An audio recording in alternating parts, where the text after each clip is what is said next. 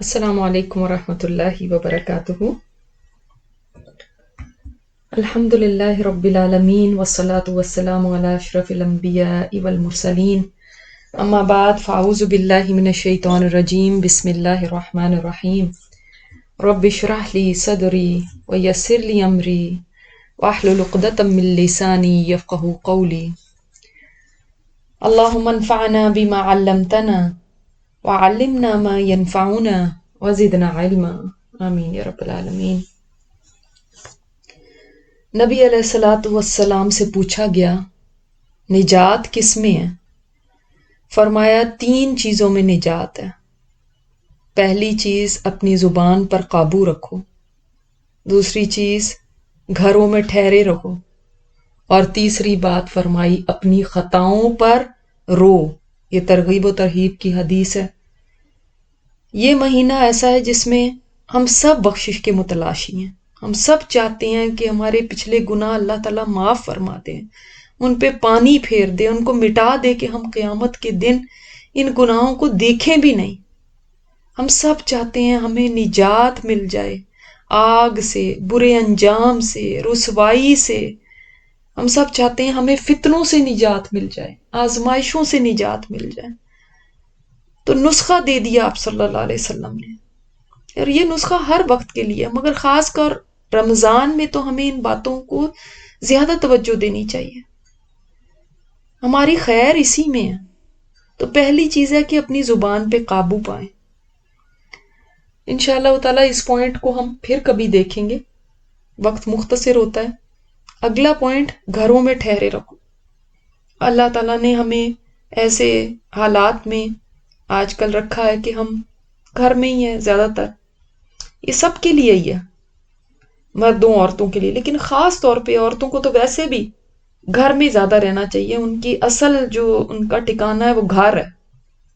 اس سے وہ بہت ساری برائیوں سے بچ جاتی ہیں۔ کہ آج کل ہمارا ٹرینڈ یہ ہو گیا ہے کہ عورتیں بھی بس چابی اٹھائی ادھر گھوم رہے ہیں، چابی اٹھائی ادھر چلے گئے ہیں، مطلب زیادہ گھومنا پسند کرتے ہیں کہ گھر میں رہنے میں بوریت ہوتی ہے۔ تو دل گھر میں لگانا چاہیے۔ اور جو تیسری چیز فرمائی ہے نا، اپنی خطاؤں پہ رو۔ رونا آتا ہے اپنے گناہوں پہ؟ اگر نہیں آتا تو یہ بڑی تشویش کی بات ہے۔ پھر اس کا مطلب کوئی وجہ ہے کہ کیوں نہیں رونا آتا۔ جب ہم اپنے گناہوں کا سوچتے ہیں تو اس کا مطلب وہ ہمیں زیادہ کوئی بڑے نہیں لگتے۔ جیسے میں نے آپ کو ابن سیرین کی بات بتائی تھی، تابعی ہیں، کہ وہ فرماتے ہیں اللہ کی قسم جو گناہ مجھ سے ہو گئے ہیں ان پہ نہیں میں روتا، بلکہ میں ان گناہوں پہ روتا جن کو میں نے حقیر سمجھا، جبکہ اللہ کے ہاں وہ بہت بڑے تھے۔ تو جن کو ہم گناہ سمجھتے ہیں ان پہ تو کبھی توجہ کر ہی لیتے ہیں، توبہ کر لیتے ہیں، لیکن جن کو کچھ زیادہ بڑا سمجھتے ہی نہیں، معمولی سمجھتے ہیں، ان کے اوپر توبہ کی توفیق بھی نہیں ملتی، رونا تو دور کی بات ہے۔ اور ہمیں رونا اس لیے نہیں آتا کہ ہمیں یہ خیال رہتا ہے کہ ساری دنیا تو کر رہی ہے ایسے، میں نے کوئی ایسا برا تو نہیں کر دیا، لوگ تو آج کل پتہ نہیں کیا کیا کرتے ہیں، میں تو پھر بھی بہت اچھی ہوں۔ تو یہ خیال نا ہمیں ہمارے گناہوں پر رونے سے باز رکھتا ہے۔ آپ نے کل کی دعا پہ غور کیا جو میں نے آپ کو بتائی تھی، یونس علیہ السلام کی دعا، لا الہ الا انت سبحانک، اینڈ میں کیا ہے، انی کنت من الظالمین، اللہ بے شک میں ہی ظالموں میں سے ہوں۔ اور آدم علیہ السلام کی بھی دعا میں کیا ہے، ربنا ظلمنا انفسنا، اللہ ہم نے اپنے نفسوں پہ ظلم کیا۔ تو ان دونوں نے کتنے گناہ کیے تھے؟ سوچیں، بتائیں کتنے گناہ کیے تھے۔ اور ابو بکر صدیق رضی اللہ تعالیٰ عنہ ہیں، انہوں نے آپ صلی اللہ علیہ وسلم سے سوال کیا، یا رسول اللہ مجھے کوئی ایسی دعا بتا دیں جو میں اپنی نماز کے آخر میں کروں۔ تو آپ صلی اللہ علیہ وسلم نے دعا کیا سکھائی وہ میں آپ کو انشاءاللہ بتاؤں گی اگلے کچھ دن میں۔ وہ دعا جو ہے نا وہ شروع کیسے ہوتی ہے، اللہم انی ظلمت نفسی ظلما کثیرا، اے اللہ میں نے اپنی جان پہ بہت بڑا ظلم کیا ہے، بہت زیادہ ظلم کر دیا۔ اب آپ بتائیے، یہ یونس علیہ السلام، یہ آدم علیہ السلام، یہ کون تھے؟ یونس نبی ہیں جو ایک قوم کی طرف بھیجے گئے. آدم علیہ السلام ابو البشر ہیں، تمام انسانوں کے باپ، جن کو اللہ نے اپنے ہاتھوں سے بنایا، جن کو سجدہ کروایا فرشتوں سے. کتنے اونچے مقام ہیں ان کے. اور ابوبکر صدیق کے بارے میں کون نہیں جانتا؟ انبیاء کے بعد جو سب سے افضل انسان ہے وہ ہیں. یہ وہ انسان ہیں جن کے لیے دنیا میں جنت کی بشارت دے دی گئی، جو یار غار ہیں. ان جن کو جب پتا چلا تھا کہ آپ صلی اللہ علیہ وسلم کو ہجرت کا حکم آ گیا تو فرماتے ہیں الصحبہ الصحبہ یا رسول اللہ، کہ مجھے آپ کی صحبت چاہیے. جس وقت لوگ نبی علیہ الصلوۃ والسلام کے خون کے پیاسے تھے اور آپ اس مکہ کی وادی میں موسٹ وانٹیڈ پرسن تھے، ان حالات میں کوئی اور ہو تو جان چھڑائے اور کہے کہ ان کے ساتھ لگنے سے تو لوگ میرے بھی دشمن ہو جائیں گے، میرے پیچھے پڑ جائیں گے، ایسے وقت میں تو ان سے دور ہی رہا جائے. لیکن وہ کیا فرما رہے ہیں؟ اور جب آپ صلی اللہ علیہ وسلم نے فرمایا ابوبکر ہاں آپ میرے ساتھ چلیں گے، اس وقت ان کی حالت یہ تھی کہ خوشی سے رو پڑے. اور عائشہ رضی اللہ تعالیٰ عنہ فرماتی ہیں کہ اس دن مجھے پتا چلا کہ خوشی سے بھی کوئی روتا ہے. اتنی محبت تھی نبی علیہ الصلوۃ والسلام سے. اور جب اماں عائشہ پوچھتی ہیں یا رسول اللہ کیا کسی کی نیکیاں ستاروں کے برابر ہیں، تو فرمایا ہاں عمر کی نیکیاں ہیں. پوچھتی ہیں اور میرے باپ ابو بکر کی؟ فرمایا ابو بکر کی تو ایک رات جو اس نے میرے ساتھ غار میں گزاری عمر کی زندگی بھر کی نیکیوں پہ بھاری ہے. اور ان کو آپ صلی اللہ علیہ وسلم کیا دعا فرما رہے ہیں کہ کیا دعا کرو؟ خود سوچیں کون سے گناہ تھے ان لوگوں کے کہ وہ یہ کہہ رہے ہیں کہ اللہ میں نے کثیر ظلم کیا اپنی جان پہ. کوئی اور بھی دعا سکھا سکتے تھے آپ صلی اللہ علیہ وسلم ان کو کہ ابو بکر صدیق رضی اللہ تعالیٰ عنہ کو تو ایسی دعا کی ضرورت ہی نہیں. لیکن آپ نے ان کو کیا دعا سکھائی؟ اس سے آپ نے سوچا کہ جن کے مقام اتنے اونچے ہیں وہ کیا دعائیں مانگ رہے ہیں. یونس علیہ السلام سے صرف ایک غلطی ہوئی ہے اور آدم علیہ السلام نے صرف ایک پھل چکھا ہے، اس پہ وہ کہہ رہے ہیں ہم ظالم.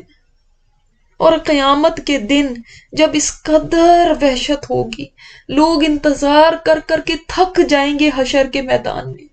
اب لوگوں کو یہ ہوگا کہ اللہ تعالیٰ آئے اور ہمارے فیصلے کرے. وہ سوچیں گے ہم کسی کے پاس جائیں اور اس کو کسی کو کہیں کہ وہ اللہ سے دعا کرے کہ ہمارا آ کے فیصلہ کرے. طویل حدیث ہے وہ، لیکن اس حدیث میں یہ آتا ہے کہ لوگ جب جائیں گے آدم علیہ السلام کے پاس کہ آپ اللہ کے پاس ہماری سفارش کریں، آپ تمام انسانوں کے باپ ہیں، آپ دعا کیجئے اللہ تعالیٰ سے، آپ کو اتنے بڑے درجے ہیں، آپ کو اللہ نے اپنے ہاتھوں سے بنایا. تو وہ فرمائیں گے نہیں میں نہیں دعا کر سکتا، میں نے وہ غلطی کی تھی، ایک پھل کھایا تھا جس سے اللہ نے مجھے منع کیا تھا. کتنے سنگین ہیں یہ جو گناہ ہوتے ہیں کہ انسان کوئی پیچھا وہاں بھی نہیں جا کے چھوڑیں گے. حالانکہ ان کی معافی ہو گئی پھر بھی کتنا خوف ہے ان کو اس دن. یونس علیہ السلام کی معافی ہو گئی ہے اور پیغمبر نوح علیہ السلام نے جو دعا کی اس کے اوپر وہ پچھتائیں گے اس دن، ان کی معافی ہو چکی ہے. وہ اس چیز کے اوپر اللہ تعالیٰ نے ان کی کوئی پکڑ نہیں کرنی، تب بھی وہ خوف زدہ ہیں. اس لیے کیونکہ اللہ کا حق بہت بڑا ہے، ہم اللہ کا حق نہیں کبھی دے سکتے. اس کا حق یہ ہے کہ ہمیشہ اس کے حکم کی فرما برداری کی جائے، ایک لمحے کے لیے بھی نافرمانی نہ کی جائے. جیسے وہ فرشتہ ہے نا، ایک فرشتہ ایسا جب سے پیدا ہوا ہے وہ اللہ کے آگے سجدے میں پڑا ہوا، قیامت کے دن جب وہ سر اٹھائے گا تو کہے گا یا اللہ تیرا حق ادا نہیں ہوا. اللہ کا حق تو اتنا بڑا ہے. مگر ہم سوچتے ہیں ہم نے کیا کیا، یہ تو سب کرتے ہیں، ہم تو ساری زندگی بھی عبادت کرتے رہے تو اس رب کی ایک نعمت کا بھی حق نہیں ادا کر سکتے، کجا یہ کہ گناہ کر دیں. ہم ہمارے اوپر اللہ تعالیٰ نے اتنی نعمتیں کی ہیں. میں اور آپ ایک کیڑا بھی ہو سکتے تھے، ایک جانور بھی ہو سکتے تھے، ایک پودا بھی ہو سکتے تھے، ایک مٹی کا ذرہ بھی ہو سکتے تھے. اللہ نے انسان بنایا. وَكَيْفَ تَكْفُرُونَ بِاللَّهِ وَكُنْتُمْ أَمْوَاتًا فَأَحْيَاكُمْ. اللہ تعالیٰ سب سے پہلی اپنی نعمت یہ یاد کراتا ہے، تم کیسے ناشکری کر سکتے ہو اللہ کی؟ تم تو کچھ تھے ہی نہیں، اللہ نے تمہیں زندگی دی.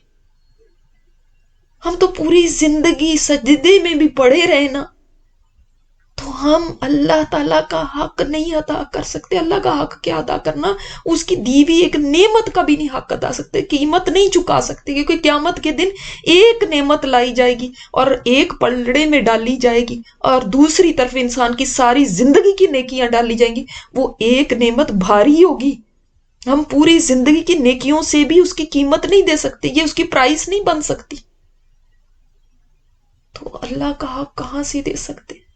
اس کے بعد ہمیں تو کوئی ایسا لمحہ نہیں ہونا چاہیے کہ ہم کوئی نافرمانی کریں، مگر ہم تو پرواہ بھی نہیں کرتے. کیا بول رہے ہیں، جو منہ میں آیا بول لی. کیا دیکھ رہے ہیں، جو دل کیا دیکھے. کیا سن رہے ہیں، جو دل چاہا سن لیا. اس سے کیا فرق پڑتا ہے؟ لوگ تو اس سے بھی زیادہ بری چیزیں کرتے ہیں. میں نے کیا ایسا برا کر دیا؟ جو چاہا کھا لیا. کمائیاں کس ذریعے سے کما رہے ہیں، کہاں سے آ رہا ہے، کوئی اسی پرواہ نہیں. ہم تو اس پہ کوئی سوچ بچار ہی نہیں کرتے.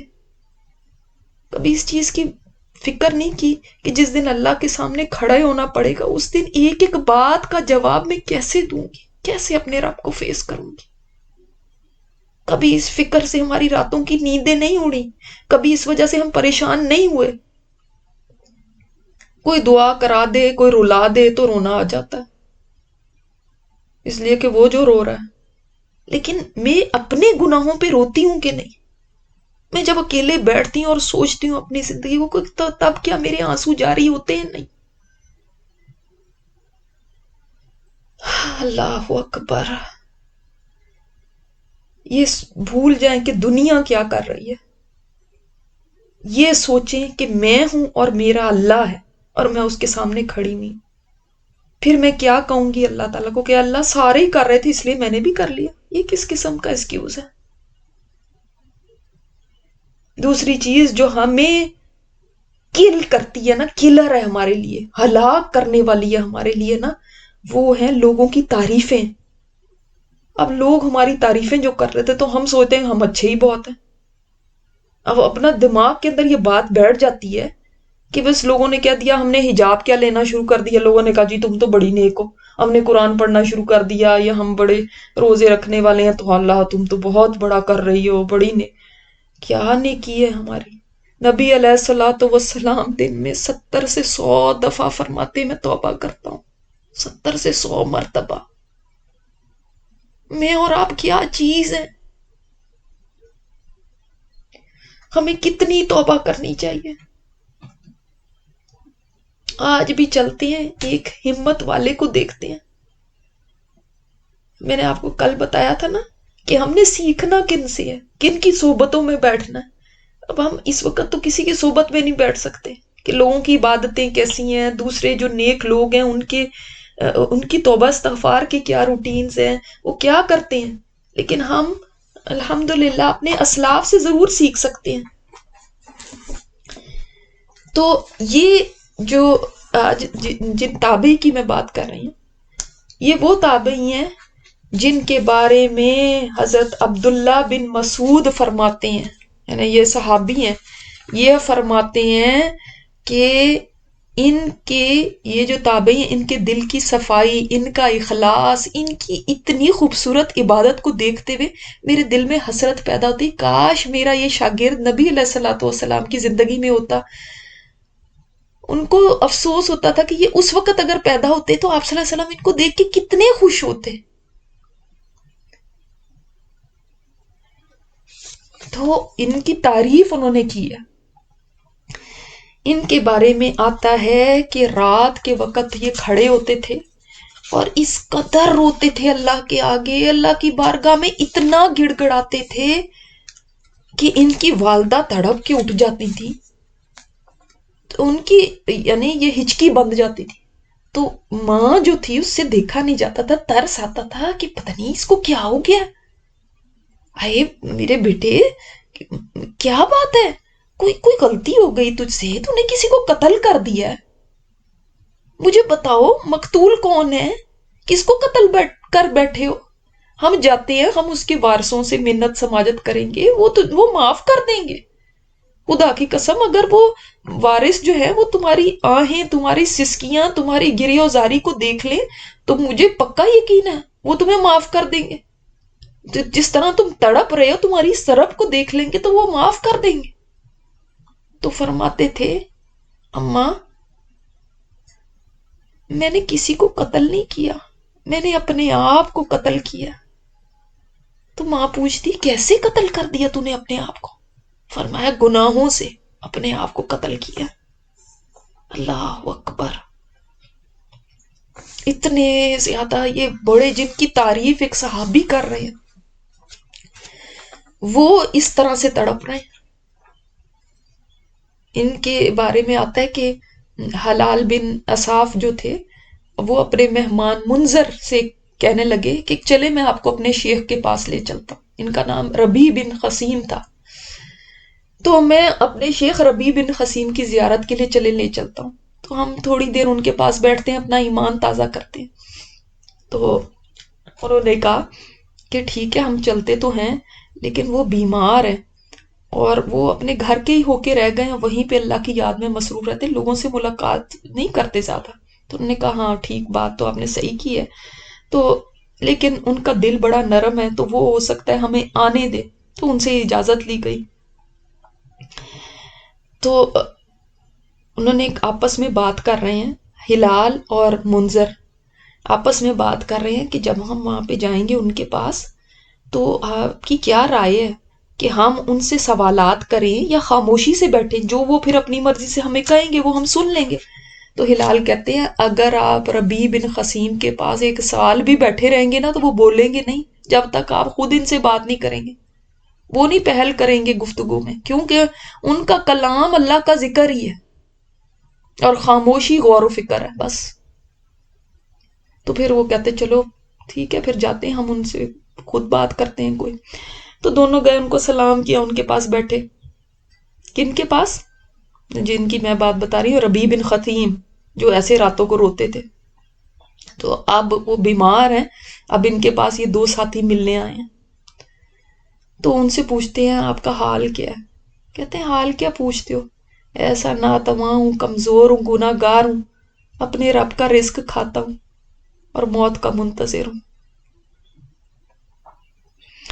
تو انہوں نے کہا آپ کوئی علاج کیوں نہیں اپنا کراتے؟ کہتے مجھے پتا ہے دوا جو ہے وہ برحق ہے، لیکن عاد سمود اور اتنی بڑی بڑی قومیں آئیں، میں نے ان کے حالات سوچے اور انہوں نے اتنے ساز و سامان اپنے لیے جمع کیے ہوئے تھے، وہ ہم سے زیادہ طاقتور تھے، صاحب حیثیت تھے، ان کے بھی بڑے بڑے طبیب تھے، وہ لوگ بیمار بھی ہوتے تھے.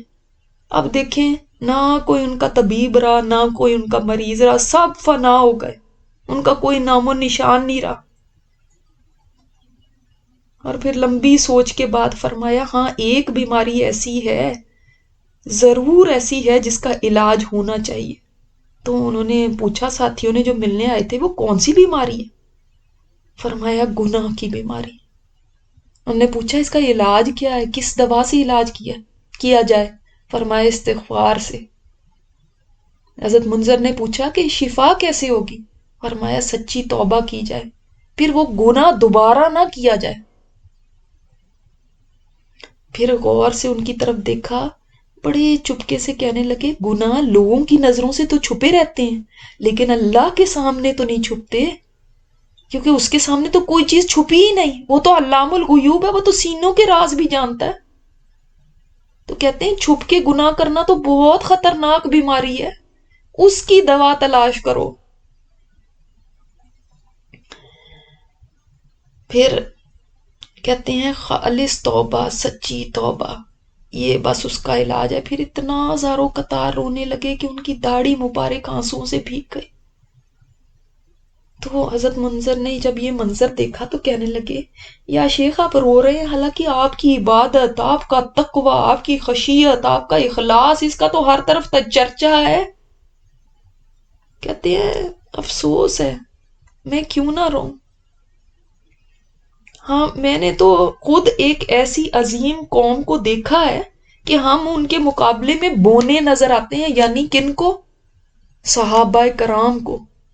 وہ دیکھو کیسے تھے اور ہم کیا. تو وہ تو اپنے بارے میں یہ کہہ رہے ہیں جنہوں نے صحابہ کی شاگردگی اختیار کی، اور تو ہمارے جیسے لوگ کیا کہیں پھر. اللہ اکبر. پھر کہتے ہیں حضرت منظر کہ آپ ہمیں کوئی نصیحت کریں. تو فرمایا اپنے علم کے مطابق اللہ سے ڈرو. جس چیز کا تمہیں علم نہیں ہے نا، کسی عالم کے سپرد کر دو، یعنی خود نہ اس کے اوپر زبان چلاؤ. اور کبھی ایسے نہ کہنا میں اللہ کی طرف رجوع کرتا ہوں، کیونکہ اگر رجوع نہ کیا نا تو یہ جھوٹ لکھا جائے گا. بلکہ ہمیشہ یہ دعا کرو، اے اللہ میری طرف تو رجوع فرما دے، میں بے کس ہوں، مجھے معاف کر دے. اس طرح کہتے کبھی نہیں جھوٹ لکھا جائے گا. تو دیکھیں، سوچیں کہ کتنی باریک بات ہے یہ. ہم کہتے ہیں نا اللہ میں تیری طرف رجوع کرتا ہوں، اگر نہ کیا تو واقعی جھوٹ نہیں ہے، لیکن ہم نے کبھی اس چیز کو سوچا نہیں. تو انہوں نے کہا کہ آپ نا بڑے پیارے شعر کہتے ہیں، تو آپ کوئی شعر ہمیں سنائیں. تو فرمایا جو بھی اس دنیا میں کہا جاتا ہے نا، اس کو فوراً لکھ لیا جاتا ہے اور وہ قیامت کے دن پڑھ کے سنایا جائے گا. میں نہیں چاہتا میرے نام اعمال میں کوئی شعر لکھا ہو اور قیامت کے دن وہ مجھے پڑھ کے سنایا جائے. پھر فرمایا اپنی موت کو کثرت سے یاد کرو، وہ پردہ غیب میں ہے لیکن ہر وقت تمہارے انتظار میں ہے. یہ کہہ کے اتنا روئے کہ آنسوں کی جھڑی لگ گئی. پھر فرمایا کل جب بہت سخت زلزلہ آئے گا، زمین ریزہ ریزہ کر دی جائے گی، پروردگار غیظ و غضب میں ہوگا، فرشتے صف باندھے کھڑے ہوں گے، جہنم کو لایا جائے گا. بتاؤ پھر ہم کیا کریں گے اور ہم کیا کر سکیں گے؟ تو کہتے ہیں جب وہ یہ بیان کر رہے تھے نا، حضرت ہلال نے بھی پوچھا مجھے بھی کچھ بتائیں. تو ان کو فرماتے ہیں ہلال لوگوں کے منہ سے اپنی تعریف سن کے کہیں دھوکہ نہ کھا جانا. لوگ تو صرف تیرے ظاہر کو دیکھتے ہیں، تیرے باطن کا ان کو کیا علم. اللہ اکبر. دیکھو میری یہ بات پلے باندھ لو، تم اپنے عمل کی جانب رواں دواں رہو. ہر وہ عمل جو اللہ کو راضی کرنے کے لیے نہ کیا جائے وہ بیکار ہے، وہ اکارت جائے گا، اس کی کوئی قدر و قیمت نہیں. اب یہ باتیں بیان کر رہے تھے کہ ظہر کی اذان ہونے لگی. بیٹے سے کہا او چلیں، اللہ کا بلاوا آ گیا. بیٹے نے کہا ان دونوں ساتھیوں سے کہ ابا جان کو سہارا دینے میں میرا ساتھ دے.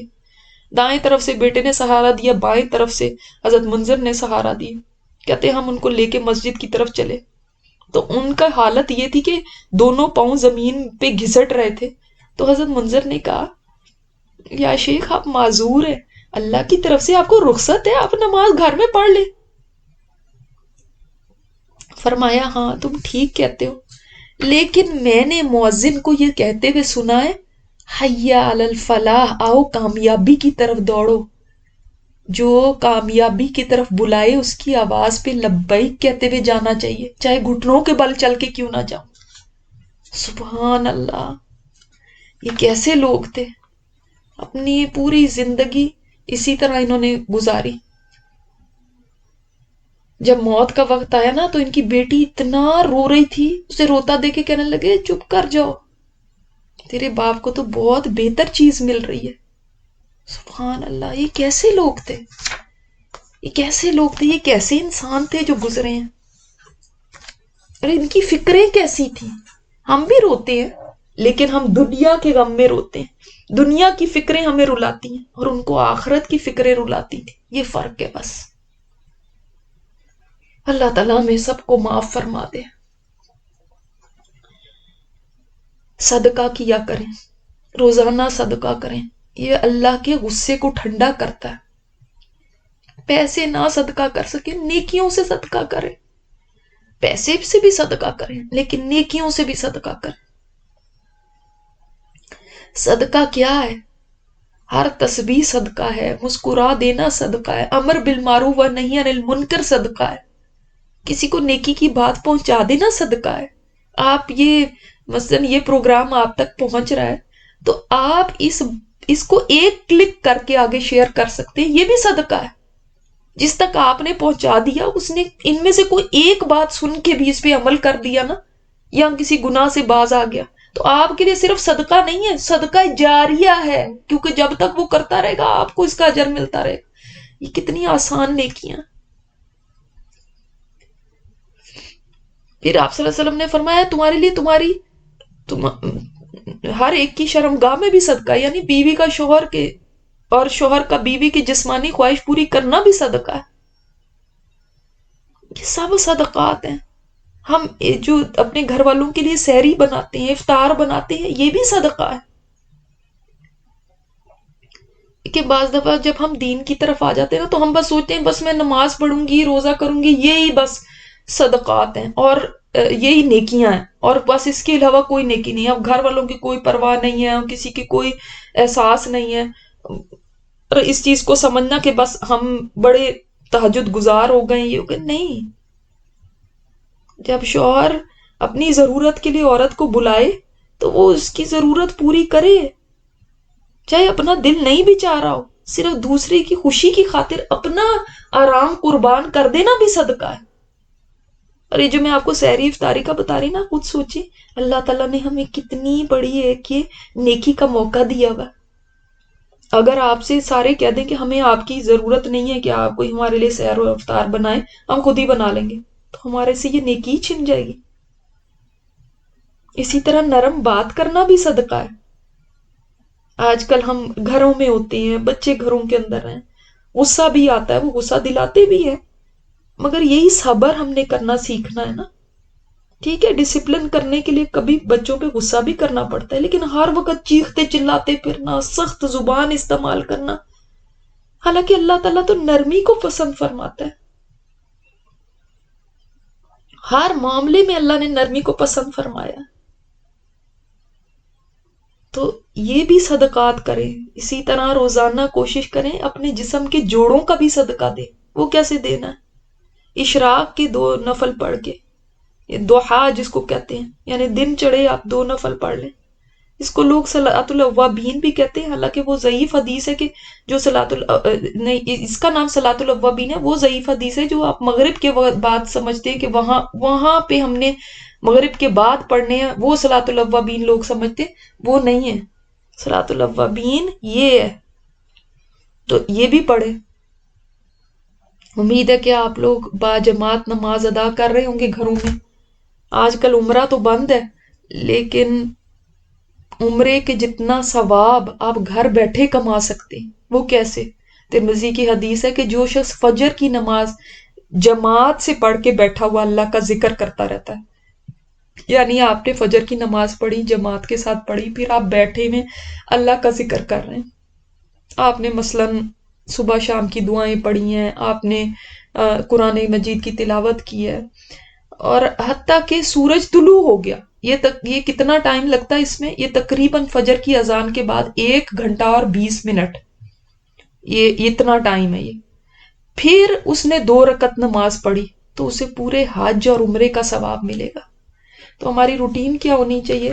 جب ہم روزہ بند کرتے ہیں اس کے بعد پھر ہم فجر پڑھیں، فجر کے بعد ہم نے یہ اذکار کیے، پھر ہم نے یہ پروگرام سنا، اس سے ہم نے نیکی کی باتیں سیکھی، پھر اس کے بعد ہم نے جو آپ کی اشراق ہے یہ پڑھی، اور پھر اگر آپ نے سونا ہے آپ سو گئے، 1-2 گھنٹے آرام کر لیا. اس کے بعد آپ اٹھیں گے نا تو پھر اس وقت کوئی 9 بج گئے ہوں گے، یعنی سورج اوپر چلا جاتا ہے، 8-9 کا ٹائم ہے اگر، تو اس وقت پھر آپ ضحیٰ کے نفل پڑھیں. 2 بھی پڑھ سکتے ہیں، 4 بھی پڑھ سکتے ہیں، 8 تک پڑھ سکتے ہیں آپ. پھر اس کے بعد آپ نے جو گھر کی صفائی ستھرائی کرنی ہے، ساتھ ساتھ ذکر کرتے رہیں، گھر سمیٹ کے پھر اللہ کی قرآن کی تلاوت کریں، اونچی آواز میں کریں. پھر اس کے بعد آپ نے دورہ قرآن کرنا ہے، ظہر ہو جاتی ہے، پھر اس کے بعد دورہ قرآن کہیں سن لیں.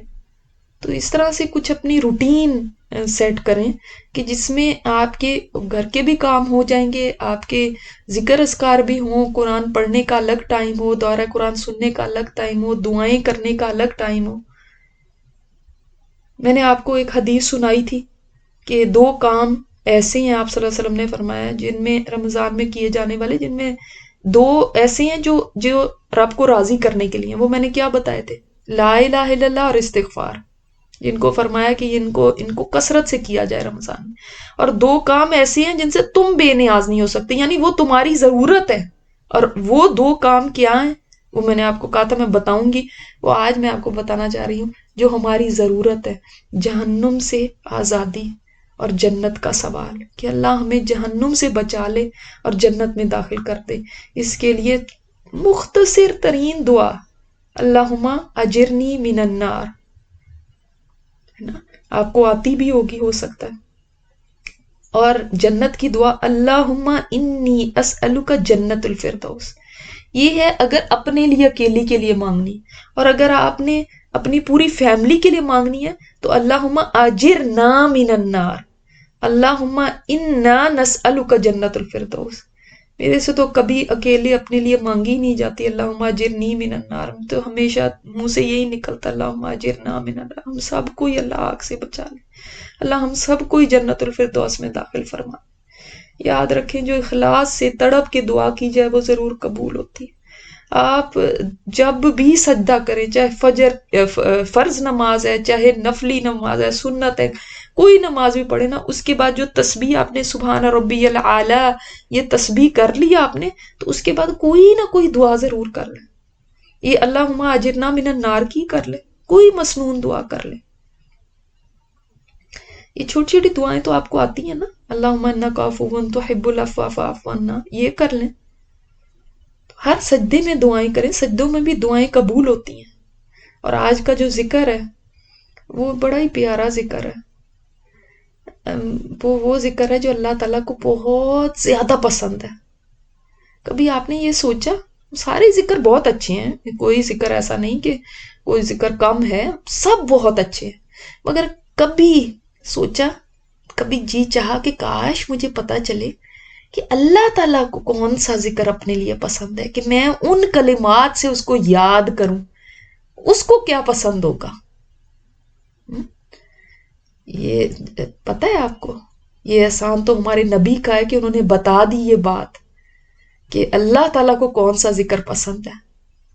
آپ گیس کر سکتے ہیں؟ دیکھیں جو محبوب ہوتا ہے نا، جس سے محبت ہوتی ہے، اس کی تو ہر چیز ہی انسان کو پتا ہوتی ہے کہ اس کو یہ پسند ہے، یہ پسند ہے۔ انسان کھوج لگاتا ہے کہ کیا ہے جو اس کو اچھا لگتا ہے۔ جانتے ہیں آپ کے رب کو کون سا ذکر اپنے لیے سب سے زیادہ پسند ہے؟ مسلم میں یہ روایت آتی ہے کہ اللہ تعالیٰ کو کلام میں سب سے زیادہ پسند 4 کلمات ہیں، یعنی اس کو سب سے زیادہ محبوب ہے، اور وہ کیا ہے؟ سبحان اللہ، الحمدللہ، لا الہ الا اللہ اور اللہ اکبر۔ آپ صلی اللہ علیہ وسلم نے فرمایا ان میں سے جس کلمہ کو بھی چاہو پہلے کہہ دو، کوئی نقصان نہیں ہوتا، یعنی کہ کسی کا دل چاہے لا الہ الا اللہ پہلے کہہ دے، کسی کا دل چاہے الحمدللہ پہلے کہہ دے، کسی کا دل چاہے سبحان اللہ والحمدللہ ولا الہ الا اللہ واللہ اکبر کہہ دے ایک ساتھ ہی، کسی کا دل چاہے تو پہلے سبحان اللہ کی تسبیح کر لے پھر الحمدللہ کی کر لے، اس طرح بھی کر سکتے ہیں، الگ الگ بھی کر سکتے ہیں۔ تو یہ اللہ تعالیٰ کو محبوب ہیں، تو ہمیں بھی محبوب ہونے چاہیے۔ اللہ تعالیٰ ہمیں ذکر کرنے والی زبان عطا فرمائے اور شکر کرنے والا دل عطا فرمائے، اور اللہ تعالیٰ ہم سب کی توبہ کو قبول فرمائے۔ سبحانک اللہم و بحمدک نشہد ان لا الہ الا انت نستغفرک و نتوب الیک۔ السلام علیکم ورحمۃ اللہ وبرکاتہ۔